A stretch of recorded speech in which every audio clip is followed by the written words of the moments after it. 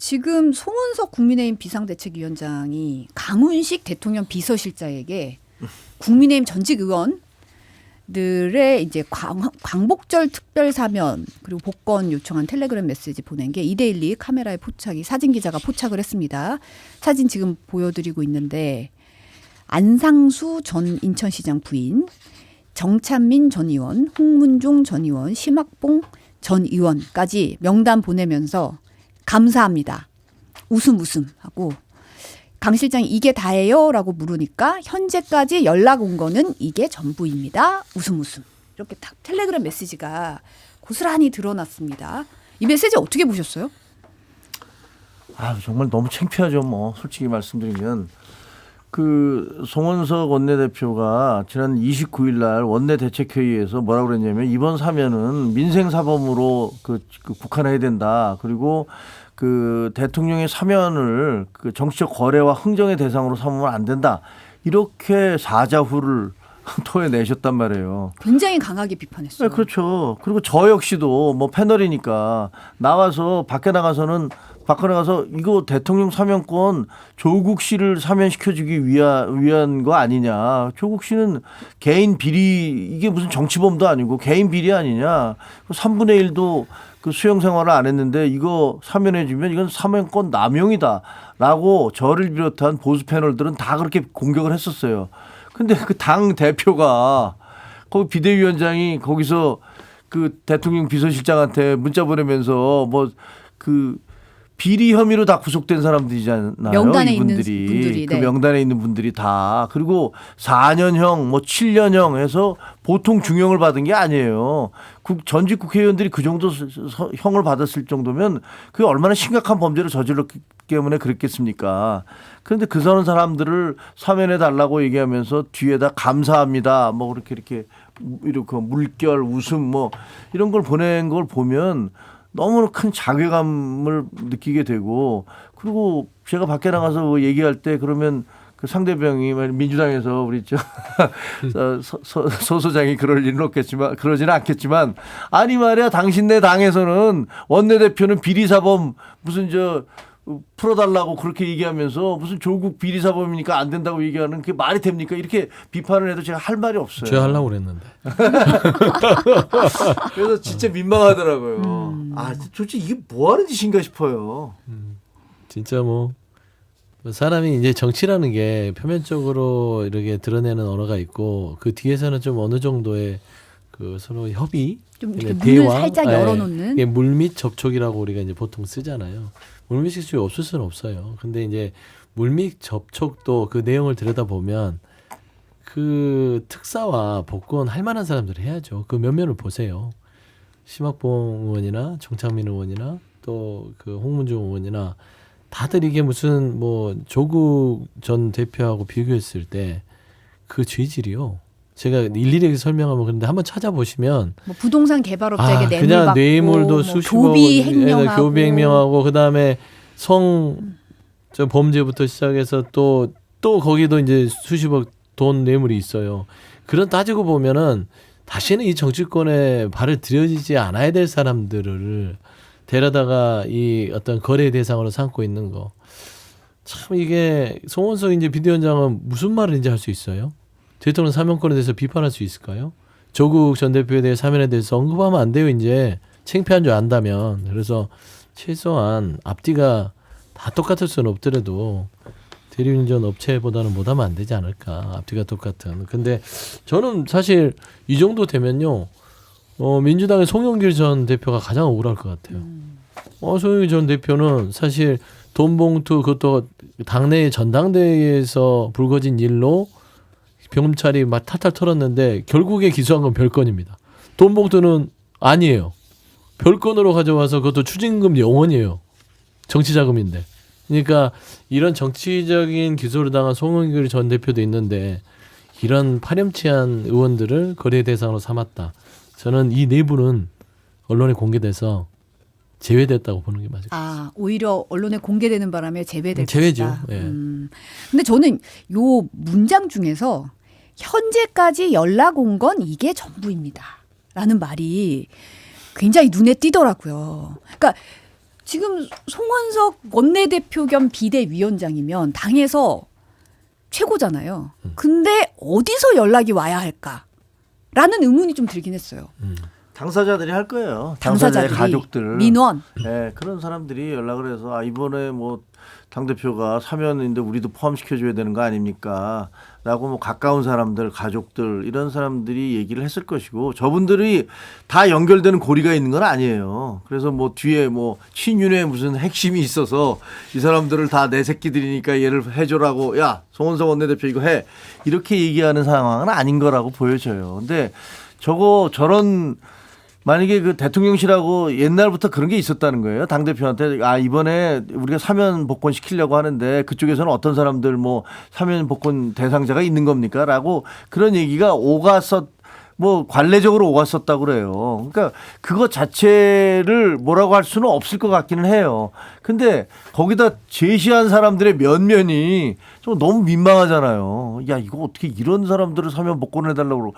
그리고 만약에 지금처럼 여야 관계가 진짜 싸움 그 대립 구조고 본인이 절대로 이건 정치적 흥정의 대상이 아니다라고 얘기했으면 그쪽이 연락이 오면 저희는 만약에 조국 대표를 사면시키기 위한 그런 반대급부로 우리한테 요청을 하는 거라면 우리는 못하겠다.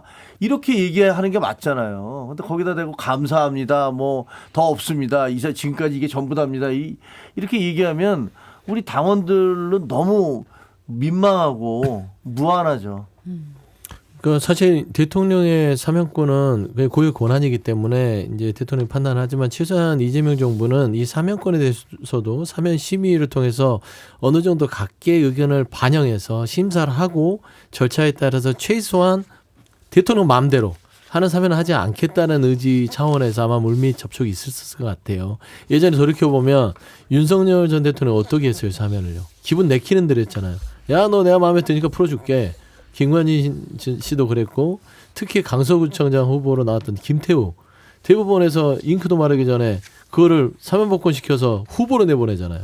이런 사면을 사용했던 정부였어요. 그러니까 지금 이런 결말을 맞이했다고 보는데 저는 그런 부분을 하지 않으려고 첫 사면은 최소한의 많은 절차들을 제대로 거쳐서 대통령의 고유권을 활용할 생각으로 하는 거고 그런 와중에 송원석 비대위원장이 물밑 접촉까지 인정이 되나? 저는 그 인물에 주목을 했습니다. 어떻게 그런 사람들을 사면 복권의 대상으로 올렸는지라는 것들이 아마 지탄의 어떤 대목이 아닐까 싶습니다. 지금 국민의힘 같은 경우는 당대표 예비 경선이 오늘 내일 진행이 됩니다. 5명 중에 1명이 떨어지고 본선 가는 거잖아요. 김종규 최고위원은 어떻게 예상하십니까? 그거 잘못 예상했다. 큰일 나게. 얘기 잘못했다. 뭐 원수되게요. 근데 하여튼 5분이니까 그중에 1분이고 최고위원은 12명 있어요. 지금. 네. 그중에 4명을 떨어뜨려서 8명을 남겨놓는 거예요.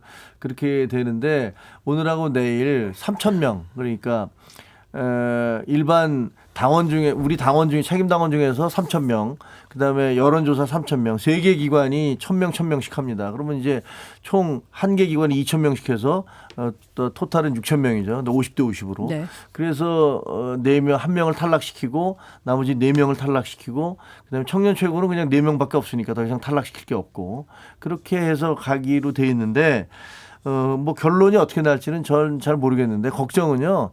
관심이 사람들이 별로 없어서 이게 좀 아니 김 빠진 맥주처럼 돼버리는 바람에 아마 그 여론조사 기관도 그 3,000명 채우기가 쉽지 않을 것 같아요. 그래서 뭐 부지런히 해야 되지 않을까 싶습니다. 근데 지금 한동훈 전 대표 같은 경우는 오늘 SNS에 윤어게인과 부정선거 음모론 극복하고 이제 쇄신과 개혁, 그러니까 뭐 친윤 세력이라든지 뭐 반탄 세력 말고 탄핵 찬성했던 이런 세력을 좀 뽑아달라 뭐 이런 식으로 지금 좀 호소하는 글을 올렸던데요. 네, 뭐 구체적으로 누구를 해라 라고 요구할 수는 없잖아요.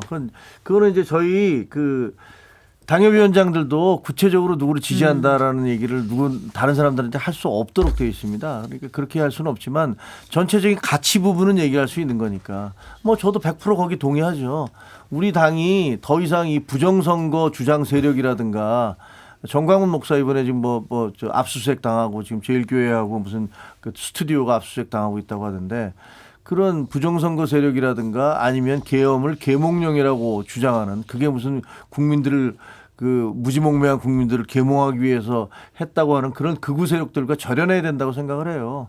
그래서 그런 분들과 함께 하려는 분들이 과연 우리 당을 제대로 그 보존시킬 수 있을 것인가에 대해서 굉장히 회의적인 입장이기 때문에 뭐 한동훈 대표는 그런 생각을 그 표시한 것 같습니다. 국민의힘의 전당대회가 뭐 관심이 없을 수밖에 없는 게 그냥 일관성이 있잖아요. 오직 한 길. 오직 한 길. 오직 한 길로 간다.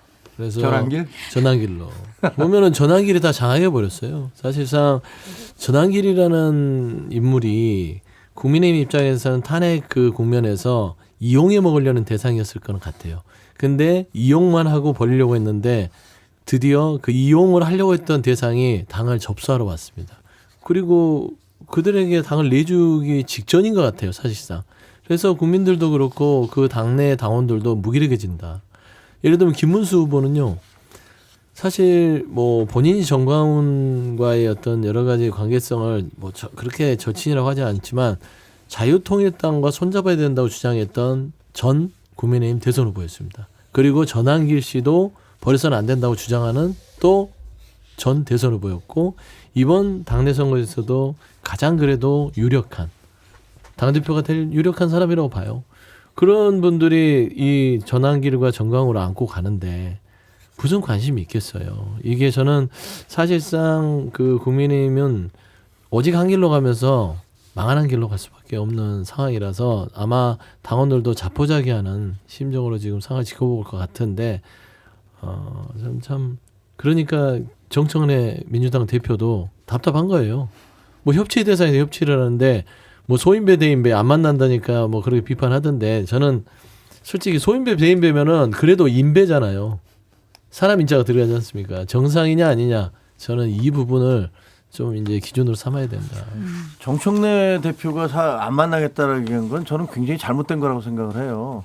그거는 첫째 만약에 진짜로 내란당이라면요.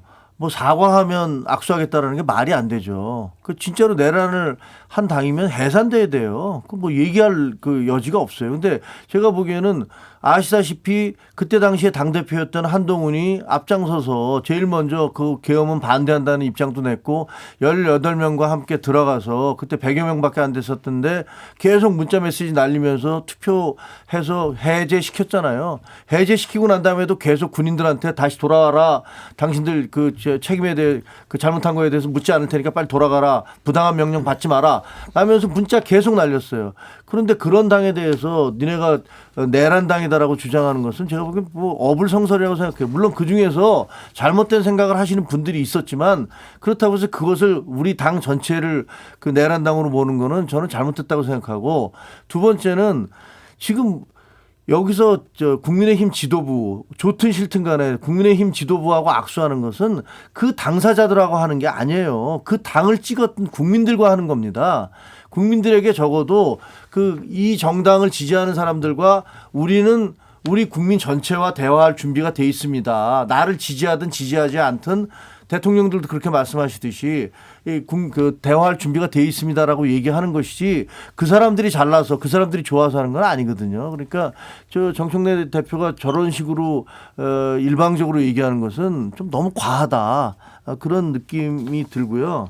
동시에 여기 무슨 김문수 대표가 자기는 무슨 극자 테러리스트 뭐라고 얘기하는데 그 얘기할 수 있는 입장은 아니시잖아요. 김문수 대표가. 왜냐하면 본인도 80년대 5.3 그 인천 사태의 주범이시잖아요. 본인이. 그때 손오련의 김문수로 아주 유명했어요. 운동권에서.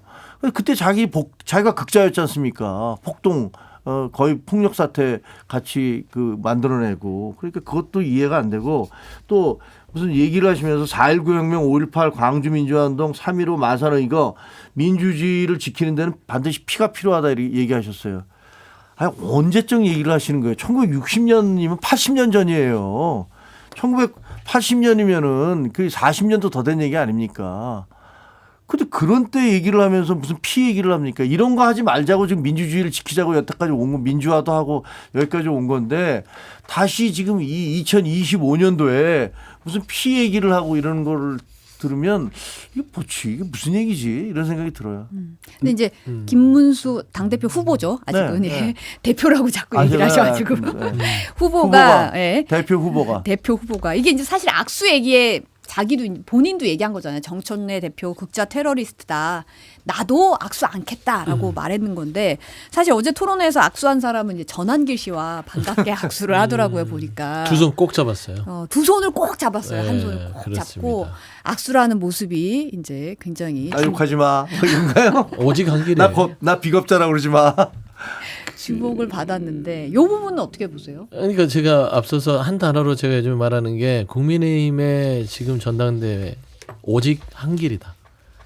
오직 전한길한테만 잘 보이고 전한길을 품으면 당권을 질 수 있다고 생각하고 있고 사실 이런 사람들이 당 대표가 되면 전한길은 그 뒤에서 수렴청정 할 거 아닙니까? 그건 너무나 불보듯 뻔할 것 같고요. 그러면은 정청래 대표가 말한 대로 내라는 옹호하는 당이 맞잖아요. 그러니까 제가 여쭤보고 싶은 게 한동훈 전 대표가 그런 행위 12월 3일 날 들어가서 투표를 하고 의원들을 독려했다. 그거 인정 안 하는 바가 아니라니까요. 저는 지금 현재 상황을 얘기하는 거잖아요. 정청래 대표도 사과라도 해라. 탄핵 반대에 대한 부분도 좀 바꿔라. 이 정도만 하더라도 악수도 좀 하고 협치도 논의해 보겠다는데 안 하잖아요.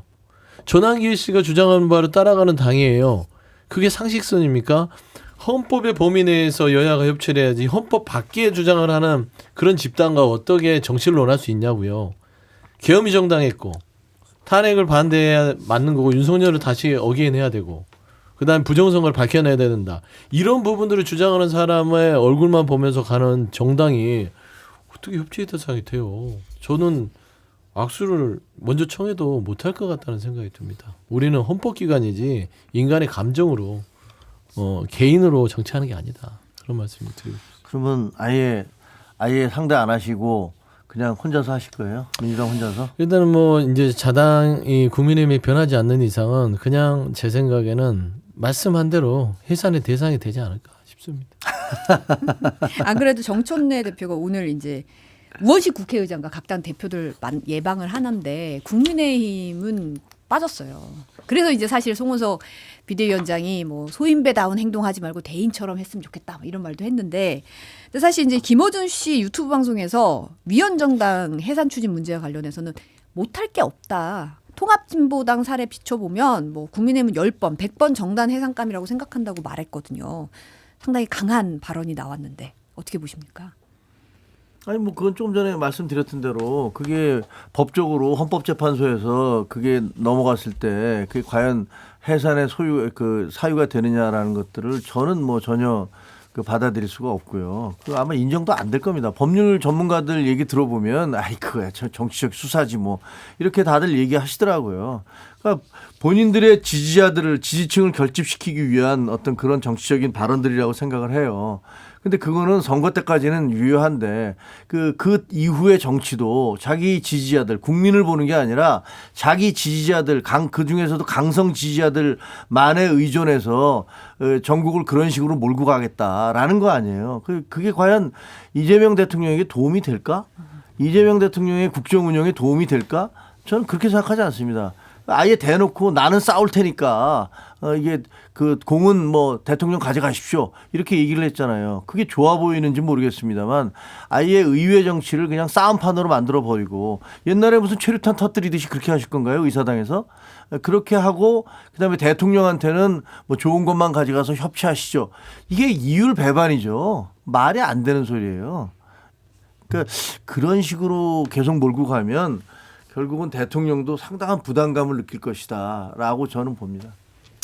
일단 그런 위원장단까지 가는 불행한 사태는 없었으면 하는 게 제 개인적인 바람이긴 하나 지금의 국민의힘의 전당대회의 흐름을 보면 위원 정당으로 가는 것 같아요. 그러니까 이게 별거 아닌 것 같아도요. 이 헌법의 범위 내에서 정당 활동은 해야 된다라는 규정이 있습니다. 그 헌법에 대한 위헌성을 간직하고 있는 정당은 위헌 정당으로서의 심판을 한번 받는 거예요. 그걸 헌재에 가서 헌재 재판관들이 이 국민의힘이 이제는 더 이상 민주적 기본 질서에 따라서 조직되고 활동하는 당이 아니다. 그런 주장을 하는 당이 아니다라고 판단을 하면 위헌정당이 가능하고 특검 수사에서 이번에 내란에 얼마만큼 국민의힘의 주요 의원들이 관련이 됐는지 밝혀진다면 저는 이게 그냥 어떤 정치적인 수사로서 끝나지는 않을 것 같다 그렇게 생각합니다.